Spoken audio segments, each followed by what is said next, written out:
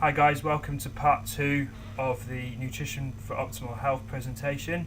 This week we're just going to cover what it means to achieve a balanced diet and how is that going to help us achieve optimal health, an optimal body composition and a healthy weight.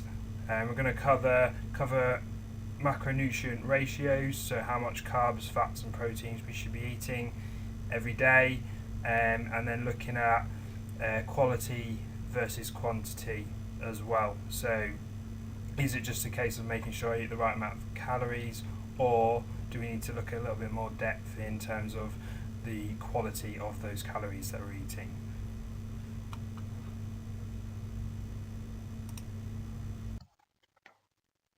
Okay, so we're now going to have a look at what all of that actually means when it comes to achieving a balanced diet. The first thing we're going to talk about is your macronutrient ratio. So I've obviously discussed that you need protein, carbohydrates and fat in your body, but at what ratio? Now that depends on every single individual. Every individual is going to have a slightly different requirement depending on what their needs are for the ratio of carbohydrates to fat to protein. So giving you the 3 examples below, so these are just examples. I'm not saying that everyone's going to fit into these, but it just gives you a rough idea of what we're looking at. So as we know, carbohydrates are a massive source of energy. So if you do lots of high intensity exercise, or you're wanting to bulk up, for example, you're going to need a high source of carbohydrates, so 40 to 60%, 25 to 35% protein, and then 15 to 25% fat.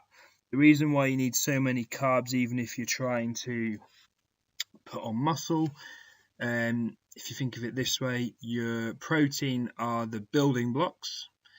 But if you didn't have anything to put those building blocks together, they're just going to sit there in a pile of rubble. So your carbohydrates are like your workmen putting those building blocks together. For moderate carb levels, we're looking more at maintenance, so general health. This is probably where a lot of people will fit into. So 30 to 50% carbs, 25 to 35% protein, and 25 to 35% fat. That's where most people are most likely to sit. Finally, we've got trying to lose weight or lose body fat percentage, or if you have an extremely sedentary job, so you don't really require that much carbs to function, we're obviously looking at that a high protein level, moderate level of fat between 30 and 40%, and a low carbohydrate need, so only looking at 10 to 30% carbs. There are a lot of research out there now in terms of looking at high fat diets, especially for endurance athletes. That's something I'm not going to cover today, and I'm not saying that's because I don't agree with it. It's just a very specialist area that we don't really need to go into too much detail for this particular presentation. So there are lots of methods of actually trying to work out your ratios during the day. So obviously, what does that mean in practical terms?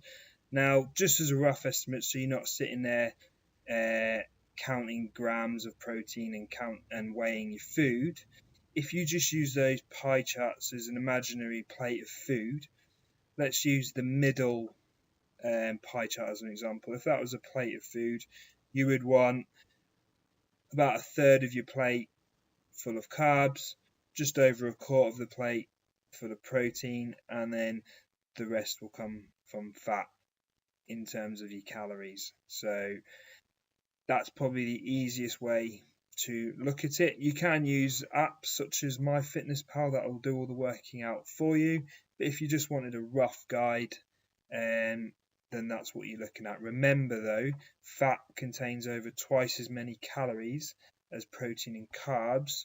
So the fat isn't necessarily going to look like that on the plate. You're probably looking at about half of what that pie chart is showing, because remember, it's double the calories. So that's half of the battle, getting those ratios right. The second part of the battle is your calories. Now, if you got your ratios exactly perfect, but you ate 4,000 calories a day instead of 3,000 calories a day, so you're slowly but surely going to put on weight. 1 pound of body weight is equal to 3,000 calories. So if you were eating 500 calories more than you should do every day, even though your ratios are exactly right, over a period of 6 days, you may have put on 1 pound in body weight, which is obviously maybe not what you're wanting to achieve. So we need to make sure we've got that combination of the correct amount of calories for yourself, as well as the correct macronutrient intake ratio. So another good example would be on the flip side, if you were eating the correct amount of calories, but your ratios are wrong. So for example, you were eating 2,000 calories a day, which is what you require, but the majority of those calories are coming from carbohydrates. That's going to massively affect your body composition and health. You need to get those two things correct for you to achieve a healthy body weight and body composition, not forgetting that micronutrient intake as well to achieve optimal levels of health.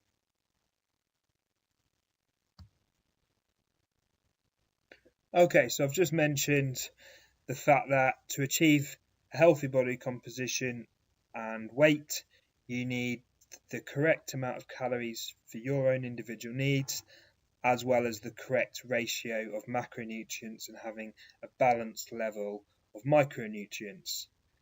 A question that comes up a lot, and it's quite a fashionable thing at the moment, is your if it meets my macros scenario. So what that basically means is there's a lot of research that suggests that as long as you achieve the correct levels of macronutrients and the right levels of calories, doesn't matter what source that's coming from, it equals the same thing.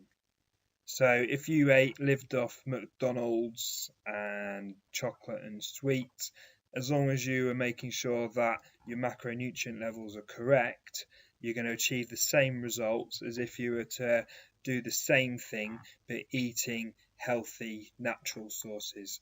Now, in terms of what you look like, that might be to an extent true, but if you're not eating quality calories, as in the natural sources, which have rounded levels of micronutrients, your body will not function at its optimal level, so you're not going to get the results that you desire. Obviously as well, if you're eating loads of processed foods with low vitamin and mineral contents, it's going to put you at a higher risk of developing conditions associated with eating processed refined foods.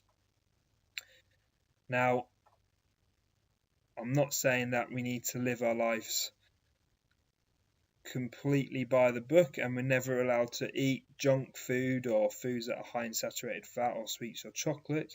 In reality, a balance needs to be found between the two. So the majority of the time, eating that balanced, healthy, natural diet with the occasional treat.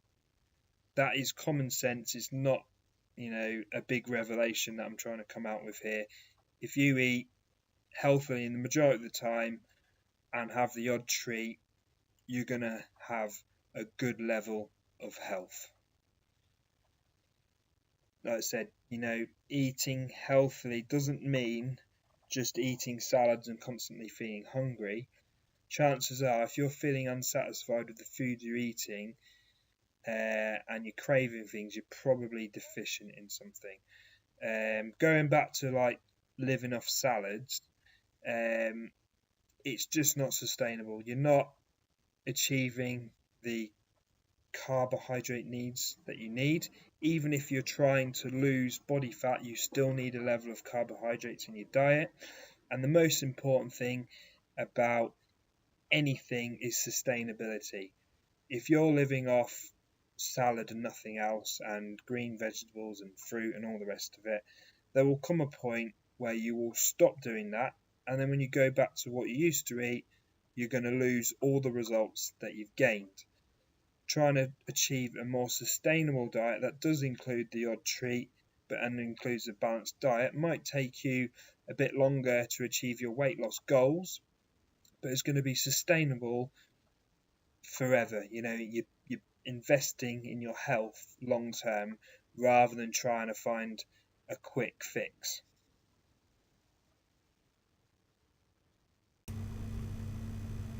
So that's the end of this week's presentation. Next week is the final part of the presentation, where we're going to be going through some practical tips, so things that you can actually apply to your daily routines to help you achieve a balanced diet, as well as going through some actual meal examples for breakfast, lunch, dinner and snacks. Okay, thank you for watching.